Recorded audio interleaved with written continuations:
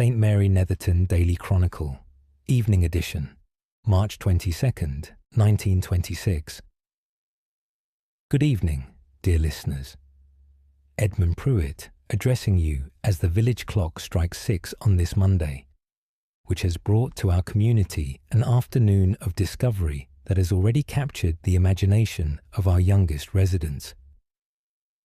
The day unfolded beneath the clearing skies Mr. Higgins anticipated, with the morning cloud dispersing before noon and the afternoon settling into what Mrs. Pemberton describes as the sort of Monday when the breeze carries just enough movement to set the catkins dancing, and one catches oneself standing at the window longer than any errand would justify.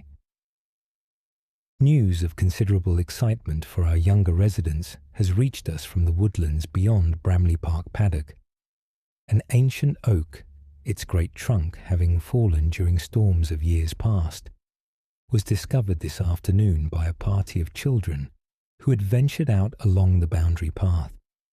The tree, having hollowed naturally through the slow work of weather and time, presents what the young explorers describe as a remarkable climbing structure, the interior offering handholds and chambers formed by the oak's own decay into something rather more magnificent than any apparatus constructed by human hands.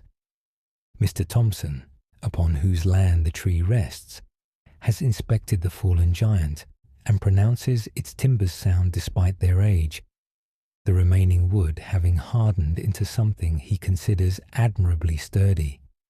He has given permission for village children to make use of the natural climbing area, provided they do so with the care such an ancient specimen deserves.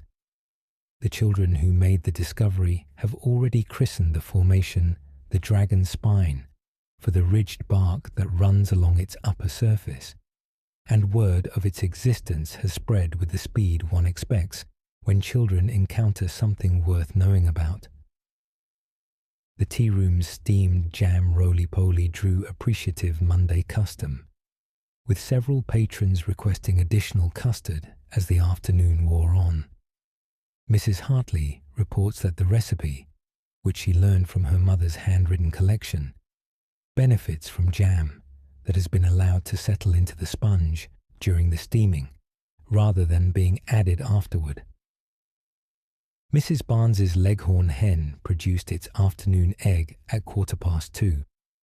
A contribution Dr. Peterson notes arrived with what he terms the clockwork dependability one has come to expect from a bird whose internal calendar appears to require neither winding nor adjustment.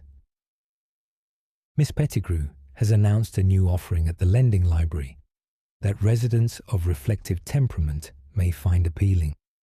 Beginning next Monday, the library shall host a weekly silent reading hour each Monday afternoon, commencing at 3 o'clock.